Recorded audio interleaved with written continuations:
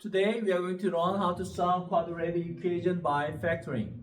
So this is quadratic equation right there. So when you see a times b equals 0, that means both of them not 0, then two number you multiply which is not 0 and multiply and become 0. That's impossible. So a times b equals 0, that means all the time at least one of them should be 0. So at least one of them should be 0. We write it a equals 0 or b equals 0, which means both a and b equals 0. That's okay, but at least one of them should be 0. The product should be 0. So we're going to use this to solve this quadratic equation. And so here x squared plus 7x plus 10 equals 0. Then we factor left side. So we learn the factoring. So x squared, we can factor it x times x, right? And plus 10, there's a plus 10.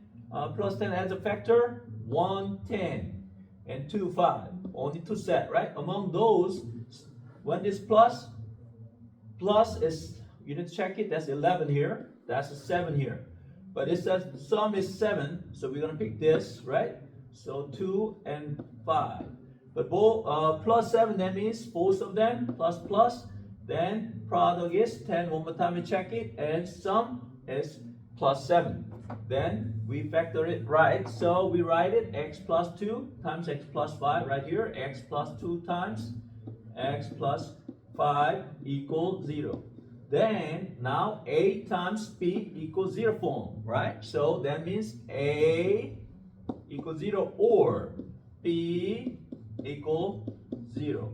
That means now from here x equals -2 or x equals -5. That's our final answer. Let's do one more. So when you see something the other side, one side should be 0 when you solve quadratic equation by factoring. So that means plus 8, you need to move the other side, which means x squared plus 2x plus 8 move the other side, minus the 8 equals 0. Now, same, we're going to factor that. You know to factor it. So x here, and then minus 8 right there. So minus 8, let's find the factor. 1 and 8, and 2 and 4, right? So when this minus, we need to check the difference. Difference 7 here, difference 2 here. So we're going to pick this one. So 2 and 4. But because -1 should be negative, so minus 2 or minus 4, but we're going to check sum should be plus 2. That means this should be plus, then minus. Then product is -8, sum is plus 2. So we factor it, x minus 2, x plus 4. So x minus 2, x plus 4 equals 0. Let's find the solution right away. So from here, opposite, x equals 2, or from here, x equals -4. We can do it this way. That's our final answer. And let's do some different form. Same way, you need to move everything the other side. X squared and plus 6x, you move the other side. Minus 6x, minus 9, plus 9 equals 0. This one you can factor it, x, and plus 9. Factor is 1, 9, and 3, 3, right? Among those, sum should be 6. So we pick this. So 3, 3, and because minus 6, you do minus minus, then product is plus 9, sum is minus 6. So we can factor it, x minus 3 times x minus 3 equals 0, right? From here x equals 3 or x equals 3. But we don't write it usually that way. So we write it x equals 3 and multiplicity 2. We write it, this is better answer. When that means multiplicity means 2 times x equals 3 or x equals 3 multiplied, the double there. So there's one more, for example, or x equals 3, then we write it multiplicity 3 right there. Got it? Yes. And how about this one? Yes, this one you can solve. Oh, this is by the way, x squared and minus 4 squared. So difference of squared. Then we can factor it, x plus 4, x minus 4, because sum and difference equals 0. Then x equals -4 or x equals 4.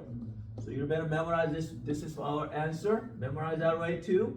But still you can do x squared minus 16 equals 0. No middle term. Don't worry, you can do x. So factor is 1 and 6, 16, and 2 and 8, and 4 and 4. But there's a 0. Nothing is there's 0x there. So difference 0 is this. So 1 is 4 and the other one is another 4. So 1 minus 1 plus. Then product is 16 minus 16 and sum is 0. So that's, we factor it that way. So from here we can go that way too. So we practice either way. Both of the ways you did practice.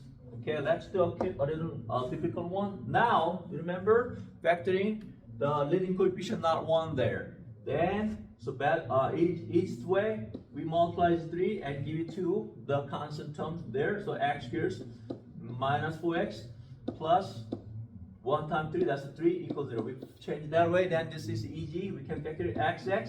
Now let's practice this one. Factor of 3, 1 and 3, right? And then that's sum is 4, right? But negative 4, so negative. So x minus 1, x minus 3 equals 0. We can factor that way. So x equals 1, x equals 3. Looks like. But now, so because that one we can answer right that way. But we multiply at the very beginning. Then now you need to divide by constant term with that number you multiply. So x minus 1 over 3, x minus 3 over 3 equals 0. So this, so in order to go to factoring, then you need to this one make it a whole number. So you multiply 3, but answer for the quadratic equation, then you can answer right there. It's 1/3, or 3 over 3 is 1, so x equals 1. You can answer right there. But in order to find factoring of that, you need to multiply 3 here. So 3x minus 1 and x minus 1. You can factor it this one this way, right? Finalize it, but you can answer quadratic equation right there. So this is a good answer right there. So this is now what? You're gonna give this to the constant. So x squared plus 5x minus 6, right?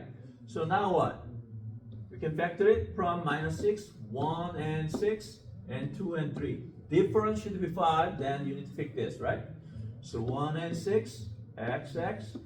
This should be plus, this should be minus. You know to be? Product is minus 6, sum is plus 5, right? So I can factor it x minus 1, x plus 6. Because we multiply 2 at the very beginning, we divide by 2. So x minus 1 over 2, then x plus 6 over 2, right? You can find the quadratic equation right there. So x equals 1/2, or x equals minus 3. That can be an answer right there.